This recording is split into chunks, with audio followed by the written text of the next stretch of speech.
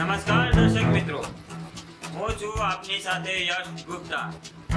આપ જોઈ રહ્યા છો પ્રભુ.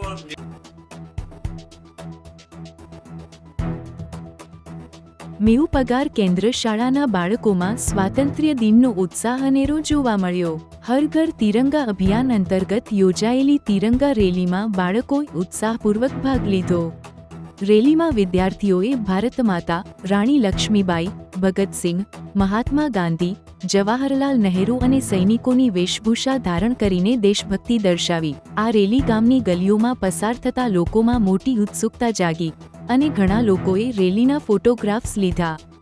રેલીની સાથે સાથે તિરંગા અને આઝાદીના મહત્વ વિશે લોકોમાં જાગૃતિ ફેલાવવાનો પ્રયાસ પણ કરવામાં આવ્યો. રેલી બાદ શાળામાં હર ઘર તિરંગા થીમ પર રંગોળી અને ચિત્ર સ્પર્ધાનું આયોજન થયું, જેમાં બાળકોએ ખૂબ જ સુંદર અને ક્રિએટિવ કૃતિઓ રજૂ કરી.